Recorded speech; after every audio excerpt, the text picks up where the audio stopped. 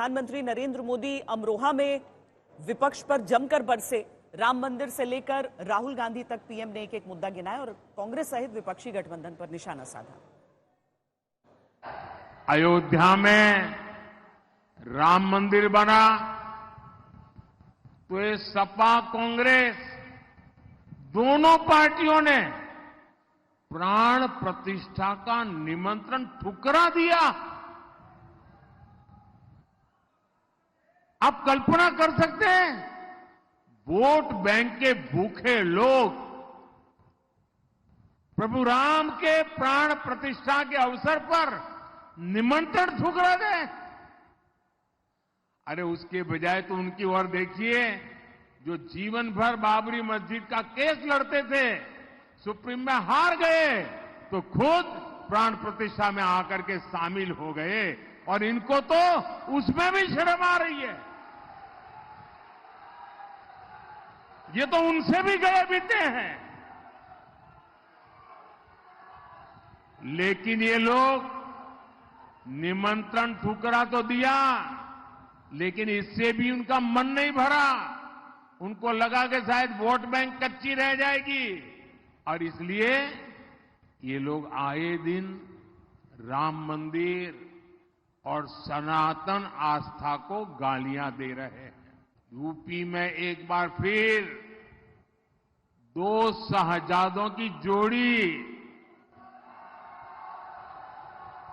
उनकी फिल्म का शूटिंग चल रहा है आजकल।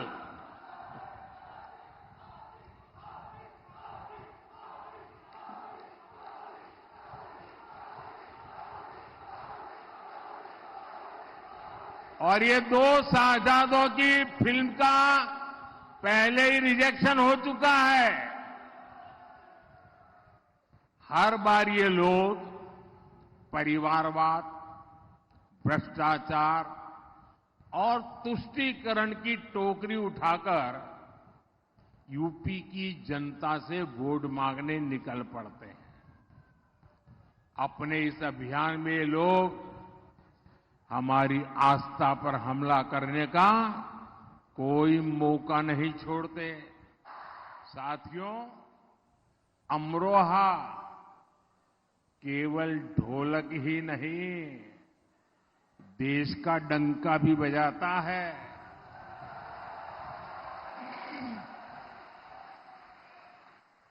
क्रिकेट वर्ल्ड कप में भाई मोहम्मद शामी ने जो कमाल किया वो पूरी दुनिया ने देखा है। खेलों में शानदार प्रदर्शन के लिए केंद्र सरकार ने भाई मोहम्मद शामी को अर्जुन अवार्ड दिया है और योगी जी की सरकार तो 2 कदम आगे बढ़ी है और योगी जी ने यहां के युवाओं के लिए स्टेडियम भी बनवा रही है।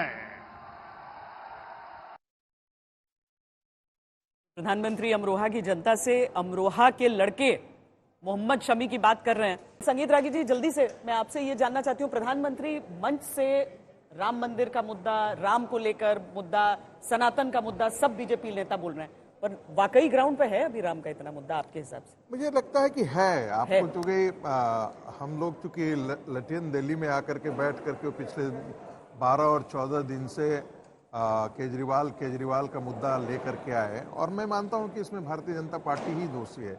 मैं ये मानता हूं कि जो आपका अपना एजेंडा है आप उसी पर खड़े रहें। आप कुंबले की पिच पर जाकर के कोई फास्ट बॉलिंग करना शुरू कर दे तो फिर अपने लिए वो आत्महत्या का रास्ता चुन रहा है। राम मंदिर मुद्दा, मैं तो मानता हूं कि 370 एक अकेली थी ऐसी चीज जो भारत के नरेंद्र मोदी को दोबारा जीतने के लिए इसको एक और मैंडेट देने की आवश्यकता थी। इस देश को दे देना चाहिए, ऐसा मैं मानता हूं। क्योंकि 1971 के बाद यदि कोई सबसे बड़ा साहसिक निर्णय इस देश में हुआ है तो 370 का खात्मा होना, आर्टिकल को खत्म कर दिया गया। मुझे लगता है 370 फिर भी लोगों को इसलिए याद है इस समय, हाँ, क्योंकि 370 सीटों का टारगेट की बात बीजेपी कर देती है। साथ ही साथ राम मंदिर तो आप देखेंगे कि रामनवमी के दिन जो है वो कम से कम 25 लाख लोग अयोध्या में थे। तो ऐसा नहीं है कि ये मुद्दा खत्म हो गया है। कुमार कुणाल, सहारनपुर को लेकर हम पूरे पश्चिमी उत्तर प्रदेश को भी अगर देख लें तो वहां पर गठबंधन कमाल करता है। गठबंधन इस बार पिछली बार की तरह नहीं है, अब कोण ही बदल गए हैं, हर चीज के गांठें बदल गई हैं, वो गठजोड़ बदल गए हैं सहारनपुर में। लेकिन स्थानीय बातों की बात करते हैं लोग या फिर केंद्र में क्या होगा उसकी बात कर रहे हैं? देखिए श्वेता, एकमात्र सीट ऐसी है जिन 8 सीटों पर पहले चरण में उत्तर प्रदेश में चुनाव हो रहा है जहां गठबंधन की तरफ से कांग्रेस का उम्मीदवार है, इमरान मसूद हैं। और इमरान मसूद आमतौर पर जब आप उनको याद करते हैं तो वो बोटी बोटी वाला जो बयान है जो 10 साल पहले इमरान मसूद ने दिया था और जिसकी वजह से केवल यहाँ सहारनपुर में नहीं बल्कि देश भर में माहौल बहुत ज्यादा ध्रुवीकरण उसका हुआ था, उसी तरीके का अब क्या ये चुनाव है? तो अब ये चुनाव में जो भाषा है वो भी बदली है। अपोजिशन को, विपक्ष को ये कम से कम रियलाइज हुआ है कि इस बार ध्रुवीकरण की बात करेंगे तो आप बीजेपी की पिच पर खेलेंगे। जैसे संगीत रागी साहब कह रहे थे कि हमें या जो बीजेपी है, बीजेपी को अपने पिच पर खेलना चाहिए। तो पिच बदली है। जो विरोधी गठबंधन है उसने भी न सिर्फ गठबंधन बदला है बल्कि उनकी जो मुद्दे हैं, उनके जो बयान हैं वो भी बदल गए हैं। आज बोटी बोटी की जगह रोटी रोटी की बात कर रहे हैं, राम मंदिर घूम रहे हैं, आज राम के कसीदे पढ़ रहे थे इमरान मसूद साहब। तो ये जो राम मंदिर वाला मुद्दा है ना, उसको कहीं ना कहीं डाइल्यूट करने की कोशिश की जा रही है विरोधी गठबंधन की तरफ से।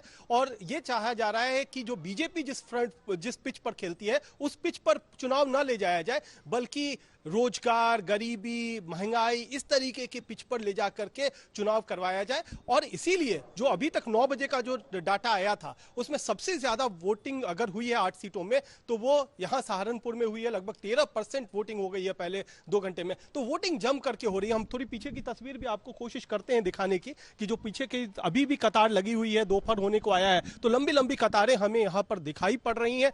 लोग बोल नहीं रहे हैं। इस बार हमने जो चुनाव में देखा है कि लोग मुद्दों पर बोल कम रहे हैं लेकिन एक्सप्रेस करने के लिए वोट के जरिए निकल करके आ रहे हैं। तो इसका क्या मतलब है ये तो खास तौर पर राजनीतिक विश्लेषक समझाएंगे, लेकिन मुद्दे पर बोलना, खुलकर बोल रहे हैं, कुछ सीटों पर बोलने से बच रहे हैं। अब इसमें भी बहुत सारे संकेत हैं जो पढ़े जा सकते हैं। शशि भूषण गया से और देवांकुर इस समय राजस्थान में चूंकि 12 सीटों पर वोटिंग होनी है, देवांकुर राजस्थान के मुद्दे मुझे लगा कि बाकी से थोड़ा सा अलग इसीलिए हो गए क्योंकि वहां पर वोटरों का मिजाज थोड़ा अलग होता है, विधानसभा चुनाव हो या फिर लोकसभा चुनाव।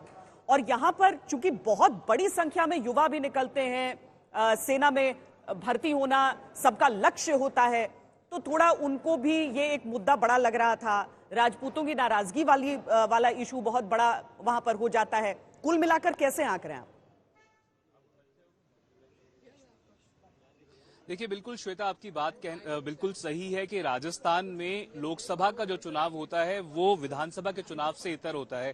पिछले अगर 25 साल का डेटा देखें तो विधानसभा के चुनाव में हर बार इनकम्बेंट सरकार को उखाड़ कर फेंका गया है, नई सरकार को लाया गया है, नई पार्टी को मौका दिया गया है। इससे इतर अगर पिछले 10 साल का जो प्रचलन देखें अगर तो दोनों बार 25 में से 25 सीटें पहली बार बीजेपी को अकेले और दूसरी बार बीजेपी को गठबंधन में मिली हैं। तो इस बार क्या वो चेंज होगा? पर यह भी सही है श्वेता की राजस्थान में कांग्रेस के जो बड़े नेता हैं जो चुनाव लड़ सकते थे और जान एक तरह से पार्टी में फूंक सकते थे, क्योंकि विधानसभा के चुनाव की जो हार रही है वो एक डिमोरलाइजिंग हार रही। जिस तरह से गहलोत ने एक के बाद एक स्कीम लेकर आए पर उसके बावजूद 80 से नीचे सिमट गई पूरी कांग्रेस राजस्थान में। उसके बाद अगर ये बड़े नेता अशोक गहलोत हो गए, गोविंद सिंह डोटासरा राजस्थान कांग्रेस के अध्यक्ष हो गए, हरीश चौधरी हो गए, अगर ये तमाम नेता चुनाव लड़े होते, सचिन पायलट अगर टोंक सवाई माधोपुर से चुनाव लड़े होते तो मानकर चलिए कि कांग्रेस एक बड़ी जबरदस्त फाइट दे सकती थी। मैं ये नहीं कह रहा कि अभी फाइट नहीं है, पर कांग्रेसी नेता जिस तरह से बीजेपी वाले कह रहे हैं कि 25 में से 25 सीटें तीसरी बार लेकर आएंगे, कांग्रेस में कोई भी 25 में से 25 सीट लाने का दावा नहीं कर रहा है। उनको अगर अंदर खाने की बात करें तो ये लगता है कि अगर एक साइजेबल इंप्रूवमेंट होता है, शून्य से कुछ भी अगर लेकर आते हैं ज्यादा 5-7 सीटें, तो उनको लगता है कि एक साइजेबल इंप्रूवमेंट होगा। और दूसरी तरफ होती है श्वेता की देवांकुर, आप एक बहुत बड़ी बात कर रहे हैं और संजय जी, इस पे ही मैं आपकी एक राय लेना चाहती हूँ कि बीजेपी बोलती है तो बोलती है 25 में 25 ले रहे हैं, और कांग्रेस पार्टी जब बोलती है, जब सचिन पायलट से ही हम बात कर रहे थे, उन्होंने कहा कि हम बीजेपी से ज्यादा सीटें लेंगे। तो ये दावों का भी तो असर थोड़ा सा जनता पे जाता ही है। बिल्कुल दावों का असर जाता है, क्योंकि दावों से माहौल बनता है और मुझे लगता है आजकल के चुनाव में माहौल बहुत इंपॉर्टेंट है। आप किस तरह का माहौल बनाते हैं, ये जरूर है। अगर आप पिछले 2 चुनाव को देखें, 2014 या 19 का चुनाव, तो दोनों चुनाव में राजस्थान में बीजेपी ने 25 की 25 सीटें जीती थी। अब बीजेपी 25 से ऊपर जाने का तो दावा कर नहीं सकती, लेकिन बीजेपी ये दावा कर रही है कि हम 25 सीटें दोबारा जीत के आ रहे हैं। सचिन पायलट अगर ये दावा करें कि हम 2-4 सीटें जीतेंगे, छीन सकते हैं बीजेपी से, तो ये दावा पुख्ता नहीं लगता है, जनता के नजरिए से अच्छा नहीं लगता। तो सचिन पायलट को नंबर देने के बजाय उन्हें यह कहना पड़ता है कि हमारी सीटें बीजेपी से ज्यादा होंगी।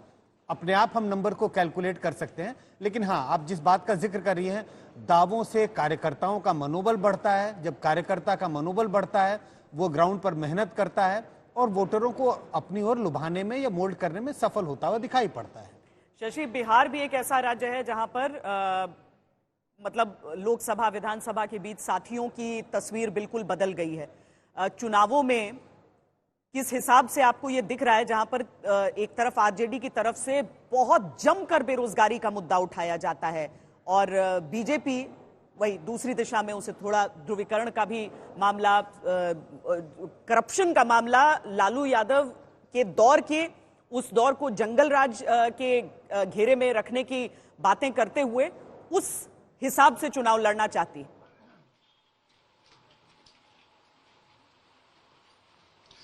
बिल्कुल। और देखिए, जो पिछला प्रदर्शन था 2019 में एनडीए का, वो प्रदर्शन दोहराना बड़ी चुनौती है, न केवल बीजेपी के लिए बल्कि उसके सहयोगी दलों के लिए भी। राहत की बात यह है कि नरेंद्र मोदी का नाम और उनकी जो गारंटी है वो बीजेपी के उम्मीदवारों के साथ है। और गया लोकसभा सीट पर हम सुबह से ही कवरेज कर रहे हैं। यहाँ पर महिलाएं बड़ी संख्या में घरों से निकली हैं, सुबह से हमने देखा है। और अभी भी एक ग्रामीण इलाके में हम पोलिंग बूथ पे हैं और यहाँ भी महिलाओं की अच्छी खासी तादाद देखी जा सकती है दोपहर के वक्त। और घरों से जो खाना पीना बना करके महिलाएं जिस तरह निकलती हैं, थोड़ा बातचीत करने की कोशिश करते हैं श्वेता कि समझ पाए। खाना वाना बना लिया आप लोगों ने? हाँ जी, हाँ।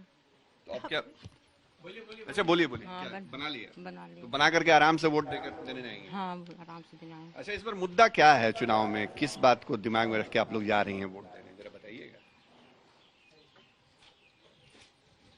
ये खामोशी जो है वो बिहार के वोटरों की एक अपनी, जनता को भी पढ़ना है इस खामोशी को और नेताओं को भी पढ़ना है कि इस खामोशी में क्या संकेत छिपे हैं।